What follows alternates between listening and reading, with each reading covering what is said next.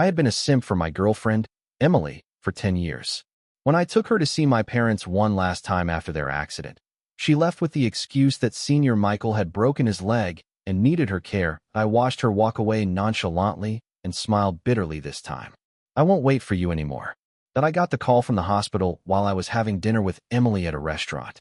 The cold voice informed me to come see my parents for the last time. They had been in an accident on their way to the restaurant, and now they were holding on with their last breaths, waiting for me. After hanging up, my hands trembled as I grabbed Emily's hand, but she impatiently pushed it away.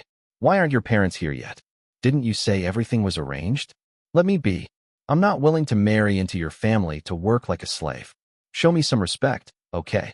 Emily, my parents, they were in a car accident. They're barely hanging on. Let's go. We need to get to the hospital. As I spoke, I grabbed her and headed for the exit. It was a hot summer day, the air so stifling I could barely breathe. Suddenly, she yanked her hand from mine, answering her phone. Her sweet voice was like nails on a chalkboard. Okay, Senior. Be careful. I'll be right there. Senior, it was him again.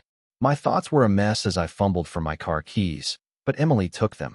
Michael broke his leg, and there's no one to take care of him. Lend me the car for a bit. It felt like the cruelest joke. Tears welled up in my eyes, and I couldn't stop them from falling. Emily, my parents are on their deathbeds, and you're telling me you need the car to go see your senior? Her face turned pale for a moment. Then she stomped her foot and turned away. The hospital loves to exaggerate things. But I've already seen Michael's leg in the picture. Can you stop being so jealous? I didn't want to argue with her anymore.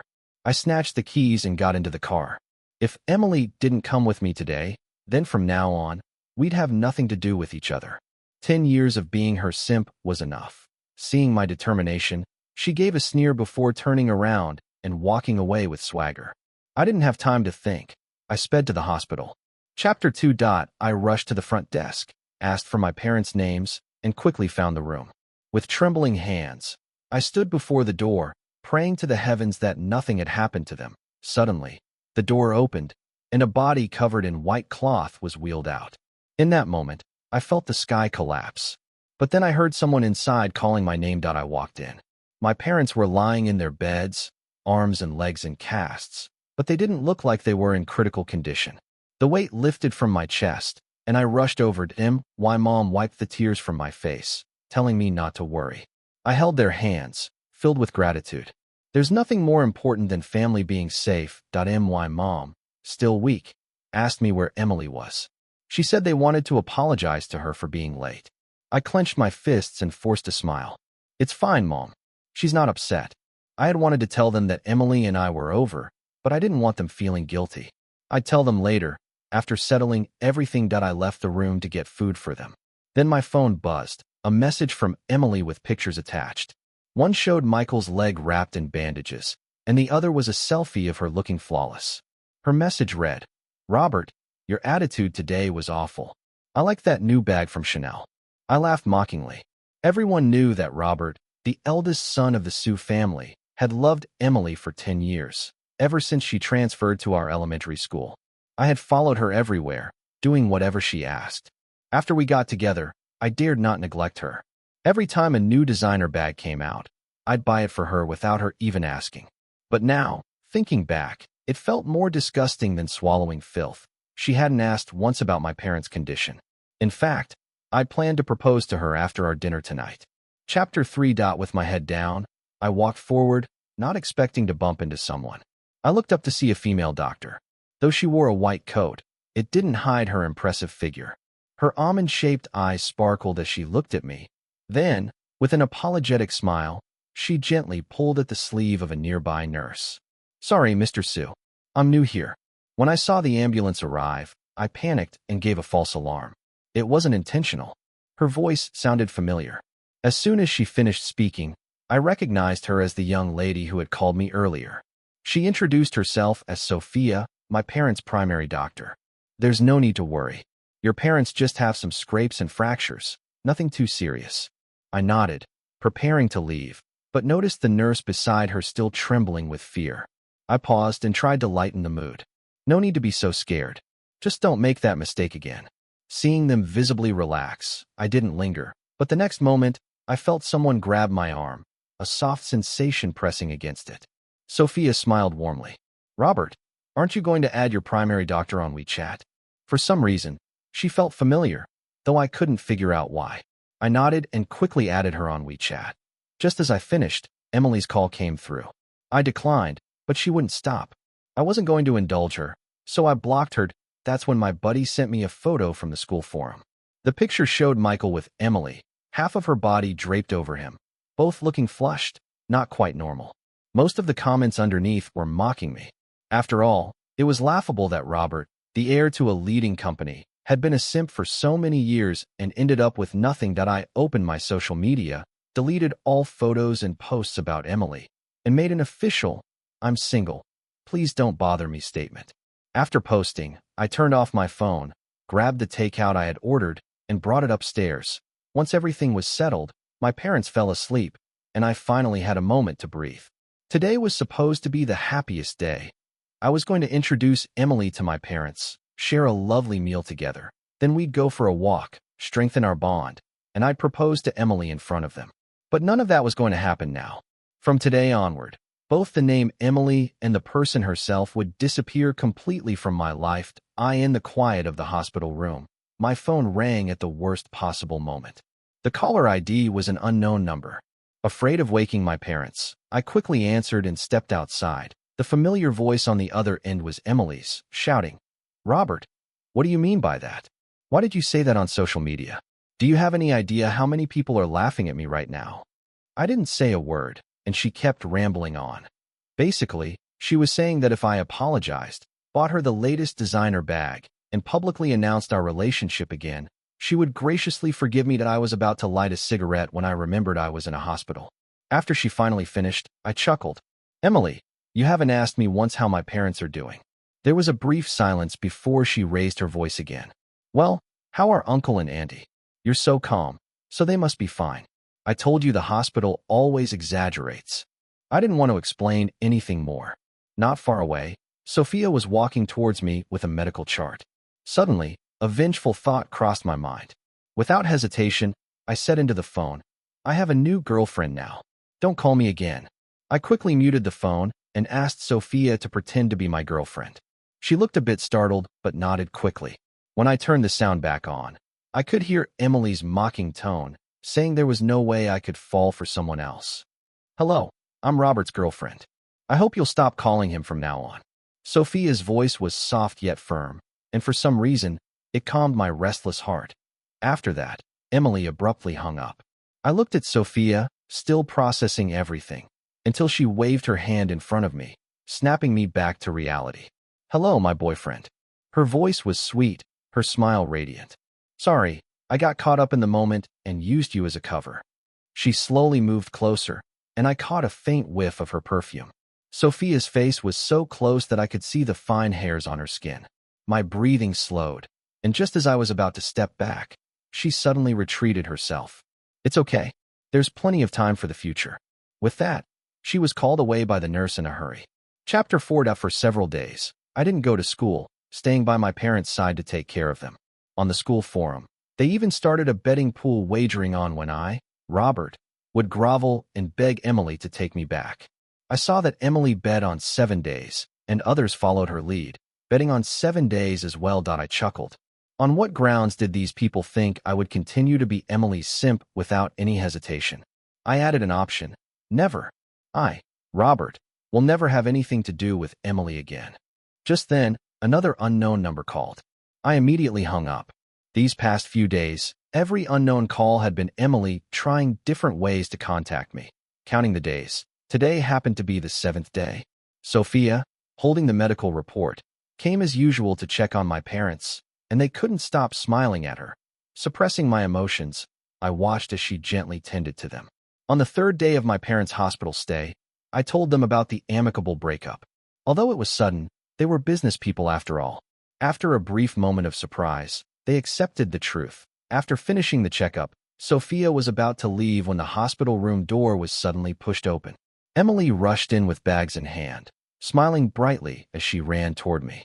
After putting down her things, she intimately grabbed my arm and introduced herself to my parents. "Hello, Uncle Andy. I'm Emily. I'm so glad you're both all right." The room fell silent.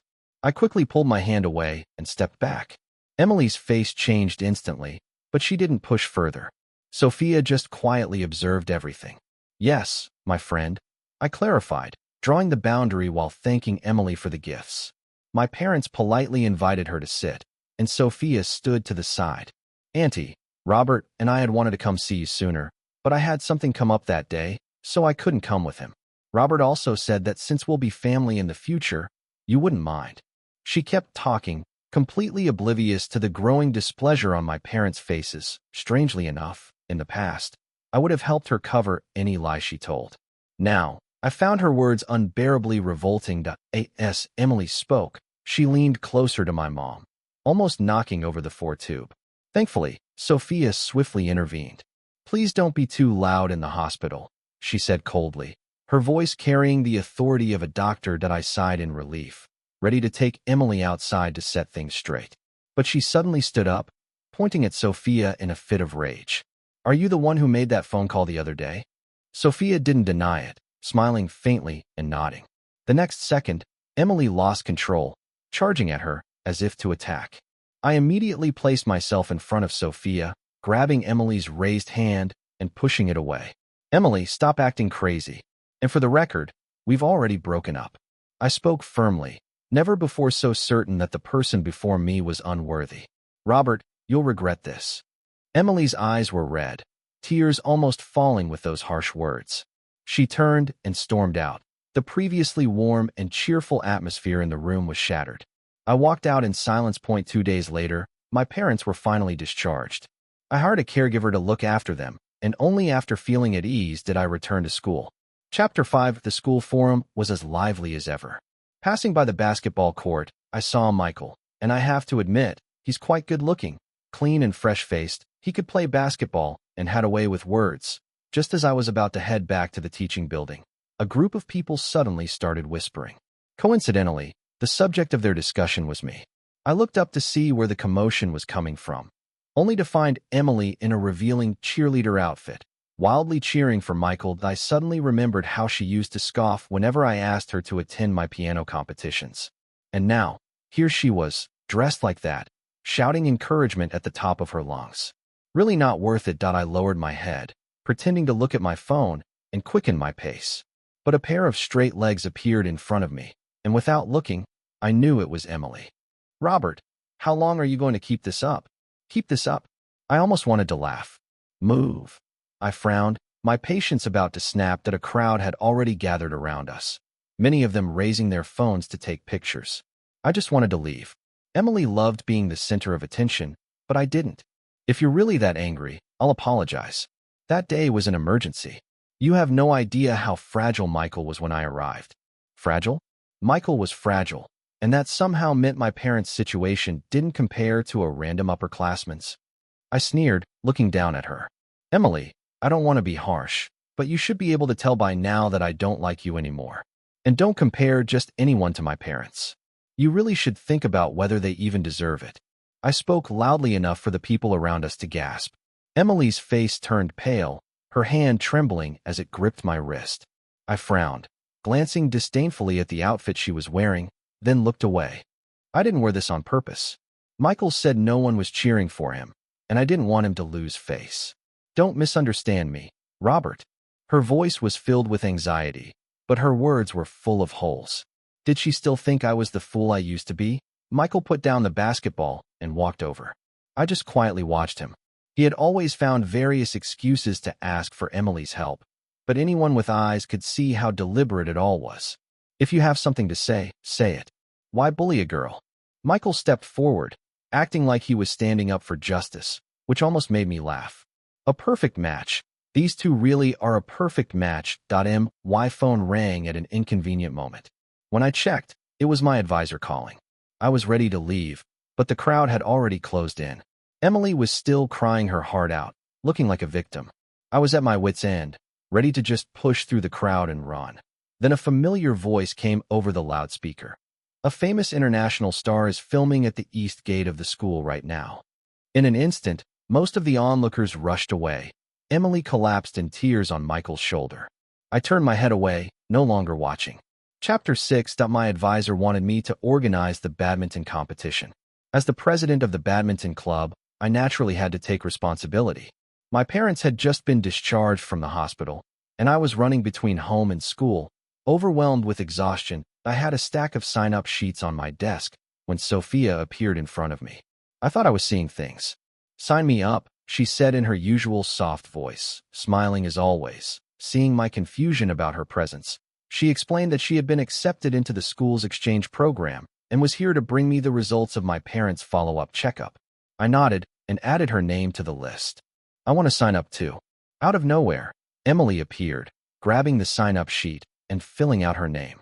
After she finished, she glared at Sophia with hostility that I knew her possessiveness was kicking in.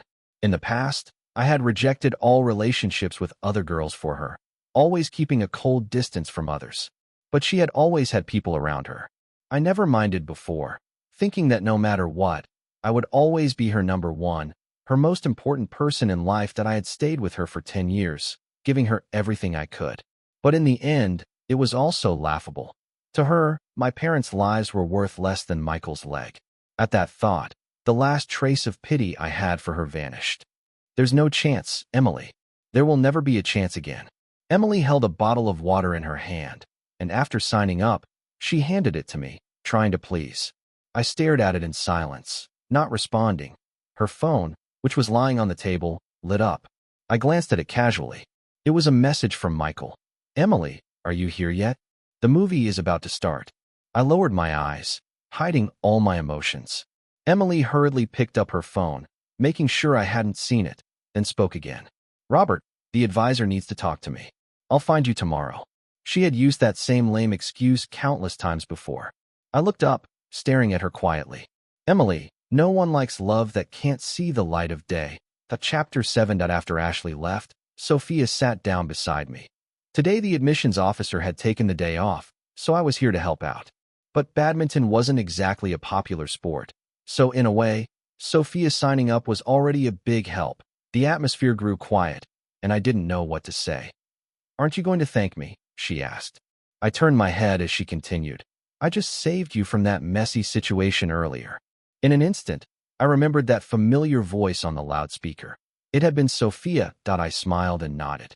"I should really thank you for that."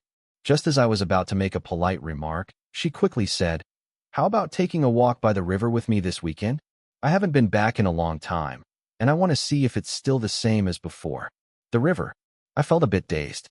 That was where I fell in love with Ashley. I was young back then, but already a bit mischievous. I loved skipping stones by the river. The first time I saw Ashley was by the river. She wore a tattered dress, and her face was dirty. She told me her family always fought, and she often didn't have enough to eat so that day. I took all the pocket money I had saved, bought her a beautiful dress, and took her to a fancy restaurant. She ate voraciously, then squinted her eyes and said, "Thank you. You're so kind." I guess that's when I decided I wanted to take care of her for the rest of my life. Years later, when I wanted to take her back to the river, she always scoffed. "What's there to see? It's just a river, nothing more." Sophia waved her hand in front of my face, pulling me back from my memories. "So, are you coming or not?" she asked again. This time, I nodded. Chapter 8. The badminton competition was scheduled for Friday, and quite a few people showed up. It seemed the publicity team had really put in some effort. The tournament was single elimination, so the beginners were quickly knocked out. I had originally thought Sophia was a novice, but to my surprise, her skills were impressive. She wore her hair in a high ponytail, revealing her elegant collarbones. Every movement she made had a goddess-like grace, and the younger students had already started cheering for her. Soon, only Ashley and Sophia were left in the women's bracket. I didn't know how long Sophia had been practicing, but I knew exactly how long Ashley had trained, because I had taught her myself. The day she asked me to teach her badminton, I asked why. She stammered something about just being interested.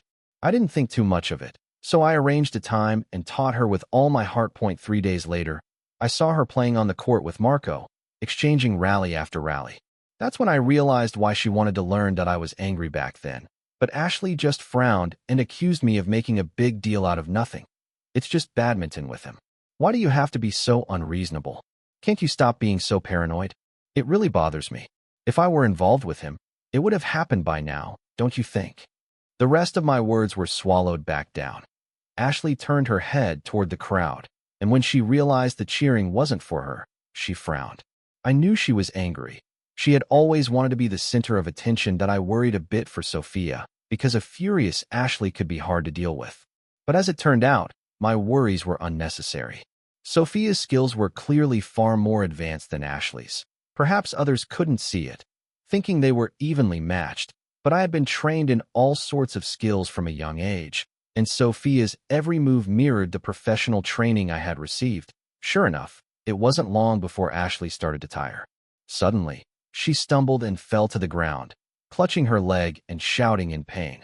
The crowd began to stir, and Sophia quickly rushed to check on her. I followed the crowd over to where Sophia was handling the situation. She looked at Ashley's injured leg, treated it briefly, then breathed a sigh of relief. It's just a minor sprain, nothing serious. Ashley suddenly shoved Sophia away, her face filled with anger. Don't touch me. Marco immediately swooped in, picking Ashley up and shouting at Sophia. You're not a professional, so why are you pretending to be? If something goes wrong, are you going to take responsibility? His tone was full of disdain, and Ashley had pushed Sophia hard enough to make her stumble. I couldn't hold back my anger anymore.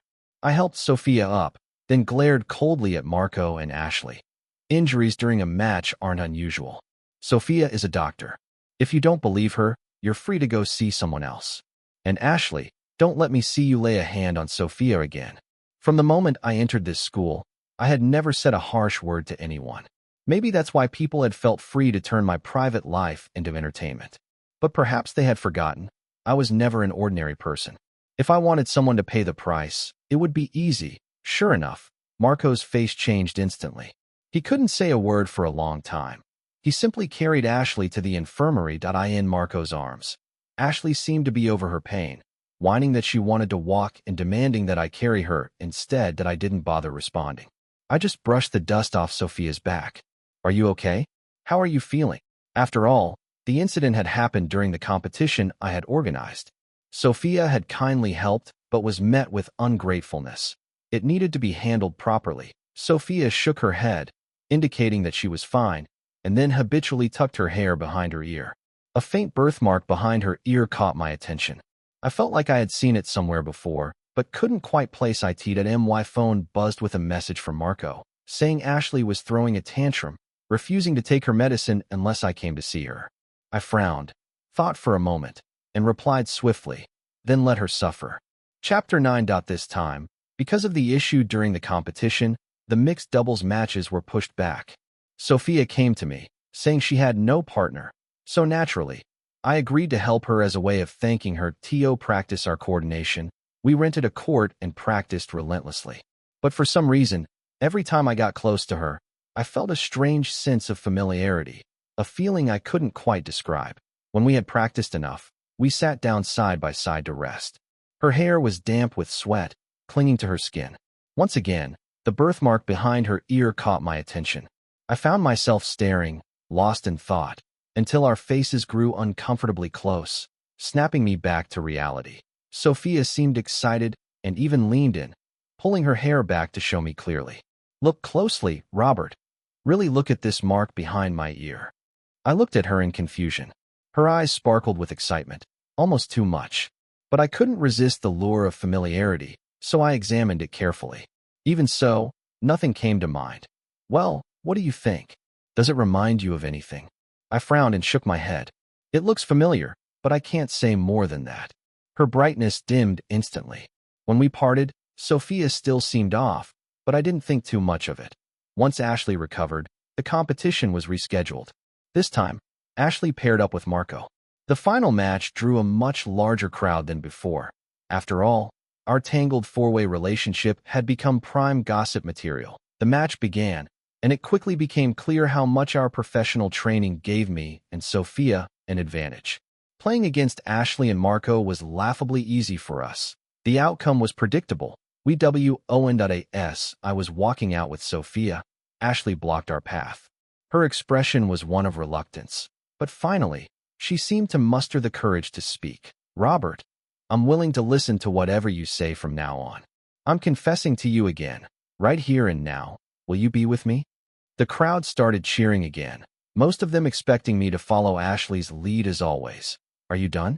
If so, I'm taking Sophia out to dinner. Have some self-respect. Ashley's face visibly shifted from disappointment to anger. In a final gesture, she grabbed Marco's hand and dramatically walked away with him. I just shook my head, feeling more indifferent than ever. With the tournament over, I could finally take a break. A lot had happened recently, as if everything had changed in an instant, and many things had been let go. My parents were busy with the company, and I enjoyed the peace and quiet, aside from the occasional text from Ashley, who kept changing her number to message me. Lately, things had escalated. Somehow, she had convinced Marco to plead on her behalf, and even Marco began asking me to give her another chance. Finally fed up, I agreed to meet Marco to have a serious talk, but I made it clear that if I saw Ashley, I would leave immediately. Marco chose a private room at a quiet restaurant. The place wasn't cheap, but I vaguely remembered his family wasn't exactly well off. After sitting down, I got straight to the point. What do you want to talk about? Marco poured himself a drink and downed it in one gulp, then gave me a helpless smile. Ashley said she realized she can't live without you. She asked me to come and explain. I smiled back. Explain what? That there's nothing going on between you? That it's all just a misunderstanding?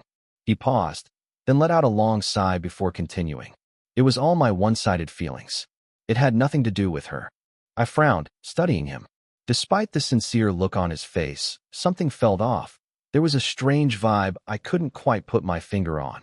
For the last time, I will never be with Ashley again. And if you really like her, you shouldn't let her keep making a fool of herself. It's disgusting. Yes, disgusting. That was how I felt about everything involving Ashley now. 10 years of feelings, and in the end, all I could call it was disgusting. She wasn't worth it, and it was only now that I finally realized it. Marco and I didn't part on good terms that on my way home, Sophia texted me to meet her by the river. When I arrived, it was dusk. Sophia stood by the water, her long hair blowing gently in the wind, her figure graceful that I walked over slowly, noticing that she didn't seem in a good mood. Robert, is Ashley the only person you remember? I looked at her, confused. She turned to face me, and that's when I saw her face was streaked with tears. Robert, do you remember saving a little girl by this river? I stared at her face, feeling a vague sense of familiarity. Just as I was about to speak, she suddenly jumped into the water. I gasped and immediately jumped in after her. The icy cold water pierced my skin, and in that instant, I remembered who Sophia was. The birthmark behind her ear was the mark of our childhood promise. When we were kids, I called her Little Ear. Her family lived next door to mine, and I used to take her out to play all the time. One day, while skipping stones, she slipped and fell into the river. I jumped in to save her. The first thing she did when she woke up was slap me, then she hugged me and cried. I was bewildered but patted her back to comfort her. Later, her family was going abroad, and before leaving, she came to me with her childish voice, asking me to look behind her ear. She said she had a beautiful flower behind her ear and that I should use it to recognize her when we met again. Childhood me had nodded earnestly, promising never to forget her. But the grown-up me had shaken my head, having forgotten her completely. Chapter 10. Although it was summer, when I carried Sophia out of the water, she was still shivering with cold. With a stern expression, I took her home. The whole way back, she kept looking at me expectantly, repeating the same question. Did you remember? I was too angry to answer, and only after making sure she was settled did I softly reply. Yeah, I remembered, Little Ear. Sophia was overjoyed, but after a moment, she started crying again. I gently patted her back. Marco suddenly called, and on the other end, he said that Ashley had cut her wrists. Both Sophia and I were shocked. When we rushed to the hospital, we saw Ashley pale as a sheet. The doctor said it was a good thing she was brought in quickly, or else the situation could have been much worse. Marco stood by, deep in thought, but when he noticed me looking at him, he immediately put on a worried expression. When Ashley woke up, I sat by her side. Robert, I really know I was wrong. Can't you stop this?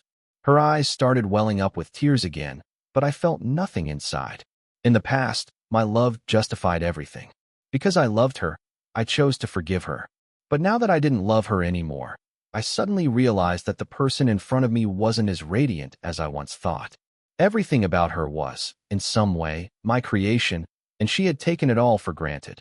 Perhaps I truly loved that little girl from my childhood, but the grown-up Ashley standing in front of me was someone I no longer recognized. Please, just forgive me this once, okay? I'll listen to you from now on, and we'll be together, okay? Her tone was pitiful, begging me over and over again that I simply looked at her quietly, and in the end, shook my head. I don't love you anymore. The more you act like this, the more I despise you. That sentence seemed to hurt her deeply. She let go of my hand, looking defeated. Without staying any longer, I got up and left the room. Sophia's hair still wasn't dry. She might catch a cold. That was the only thought running through my mind. When I got home, Sophia sat obediently waiting for me to dry her hair. It was only then that I snapped back to reality. Something was wrong with me. Damn it, little ear. She's looking more beautiful every day.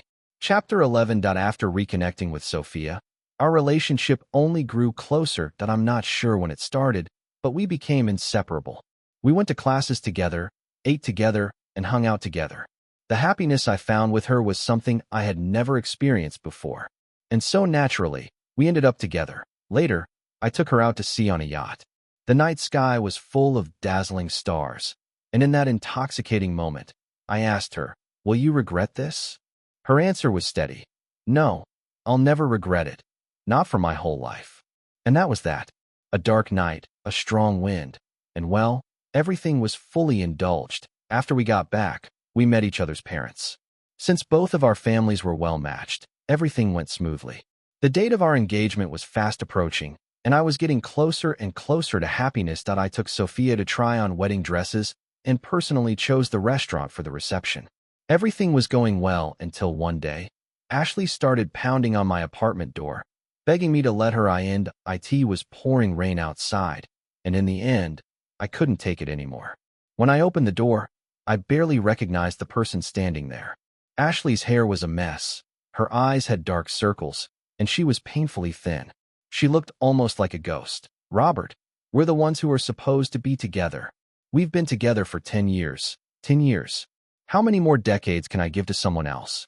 She was sobbing, gasping for air between her words. Out of human decency, I poured her a glass of water. Then, sitting calmly on the sofa, I said, "Ashley, I loved you for 10 years too. But for those 10 years, you never once cherished me. You said you were out shopping with your girlfriends, but in reality, you went to a concert Jason invited you to.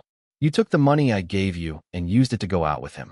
You told me your family needed money, and without a second thought, I sent it to you, only to find out you gave it all to Jason.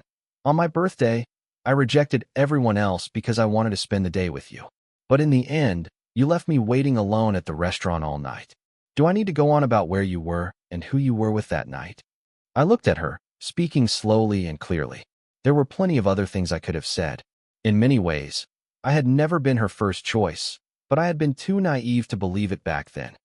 Ashley didn't say another word, just sat on the floor, crying. Her crying was getting on my nerves. What now? Sophia would be upset when she came back and saw the floor all dirty. "Do you need something else? If not, please leave. I still need to make dinner for Sophia." Ashley flinched, and before leaving, she didn't forget to ask me for money. I laughed for a long time. 10 years of our relationship, and all she wanted now was money. Then I thought, paying for peace and quiet seemed worth it. Without much hesitation, I transferred the money over. Chapter 12. The image of Sophia walking toward me in her wedding dress is something I'll remember for the rest of my life. She was breathtakingly beautiful, and I personally slipped the ring onto her finger. Just as the ceremony was about to be completed, Ashley burst in. She looked even more terrifying than before, neither fully human nor ghost, making everyone frown in disgust. "Robert, give me money. Give me money, or else I won't get any more stuff, and I'll be beaten to death. You need to give me money now." She was completely deranged, lost to madness. Sophia was a little frightened, so I gently embraced her, softly reassuring her. The malice in Ashley's eyes only grew, as if she was ready to kill us in the next second. The engagement party, which had been going so smoothly, was now ruined by this chaotic scene. I'm not the type to let things slide. Ashley would have to pay for this. Suddenly Jason's face popped into my head at the most inconvenient moment. Sure enough, when all the gathered evidence was laid out in front of me, everything became clear. Ashley had become addicted to drugs, and it was all part of Jason's plan. For 4 months, Jason had been asking Ashley for money under the guise of some nonsense about spiritual enlightenment, all to control my thoughts that I couldn't comprehend such craziness. But the most absurd part was that Ashley actually believed it at first, until Jason took advantage of the situation and introduced her to substances she should never have touched. From that moment on, all the money in her account flowed directly to Jason. In addition, Jason deceived her with promises of lucrative investments, convincing her that she could make a fortune. Ashley believed him, and that belief led to her complete downfall. I closed my eyes as I looked at the photos in the report. There was no trace of the school beauty she once was. Now she lay on the floor, covered in bruises, barking like a dog to entertain her employers.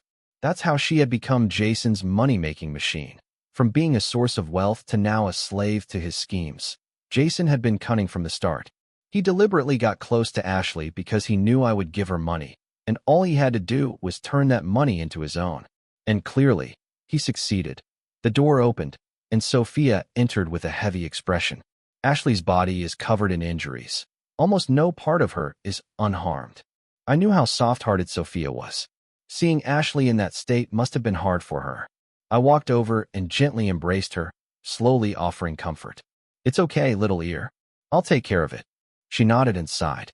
I looked at the documents on the table, already formulating a plan in my mind. Chapter 13. Ashley had run away.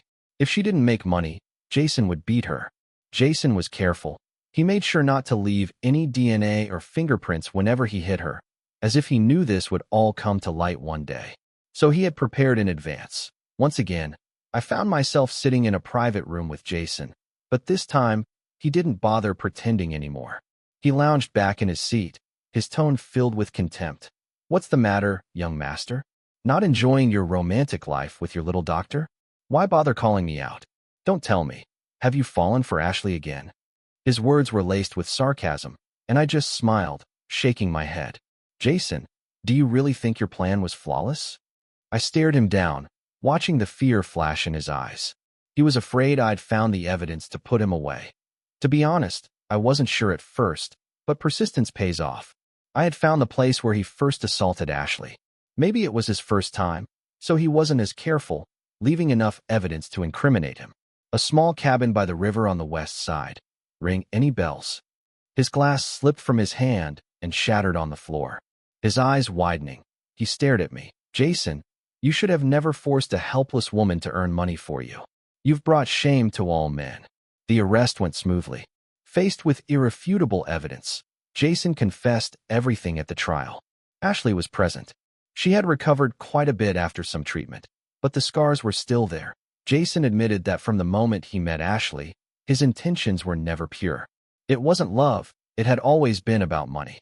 And the fastest way to get money was through Ashley because I was generous with her. Ashley had money. Jason figured that with his looks, seducing Ashley would be easy, and unfortunately, he was right. Ashley believed him wholeheartedly. Beside me, Sophia quietly squeezed my hand. As Jason spoke, he suddenly turned to look at Ashley. She flinched, not even daring to meet his eyes. Jason continued. "Oh, and that day you broke up for good? I faked the cast at the hospital. There was nothing wrong with me. I was just broke. But who would have thought you'd be so pathetic, not even able to hold on to Robert?" I forced myself to hold back the urge to punch him. This scum didn't deserve to live. Ashley went from disbelief to breakdown to complete despair. In the end, she just fell silent, silently walking over to me, tears streaming down her face. I looked up, meeting her gaze. Her eyes were filled with sorrow and regret. "I'm sorry, Robert. I didn't appreciate you. I had the best love, the best person, but I took it all for granted. I always thought your love for me was something I deserved, that it was just how things were meant to be." Her voice cracked as she sobbed, tears falling in large drops. "But I forgot that no one is obligated to treat me that well. I threw you away because of this scum, and now I've lost you. I deserve this. I brought this upon myself. Robert, I regret it. I really, really regret it." Ashley was sobbing uncontrollably, her fragile body collapsing to the ground. I just stood there, watching her in silence. Suddenly, something inside me let go. This was the woman I had loved for 10 years, but she didn't appreciate it. I knew I had resented her for that, but seeing her like this, I suddenly felt like it didn't matter anymore. Let it all go. Besides, I already had my little ear by my side. Sophia tightened her grip on my hand, and I, half laughing, squeezed her hand back. Jason was sentenced to death, and in the end, only his father came to see him. The old man, frail with age, approached with a tattered card in hand, speaking in a thick accent as he pleaded with the judge. I've got money. My boy said money can fix things. Did my boy make a mistake? I'll give you money. Just give me my boy back, okay? His voice cracked, and he kept waving that worn card around. Jason no longer had that fearless look he once had. He just stared at the old man, tears streaming down his face. Dad, please don't do this. I'm the one who let you down. I closed my eyes, unable to watch anymore. Chapter 14. Sophia and I finally got married a year later. Little Ear looked absolutely stunning in her wedding dress that we traveled back and forth frequently. Her parents lived abroad, while mine were in the country. Eventually, we agreed to bring her parents back to live with us. After all, no place is better than home. Jason was sentenced to death, and Ashley left the country. But every year on my birthday, I'd still receive a message at midnight, wishing me well. That tradition never stopped. One more thing. Little Ear is going to be a mom that I've also made sure that Jason's father is being taken care of. After all, the two of them only had each other. With Jason gone, the old man's life would have been impossible otherwise. Little Ear has become Big Ear now, and she's going to give birth to a baby girl. It looks like we'll truly be one big happy family now.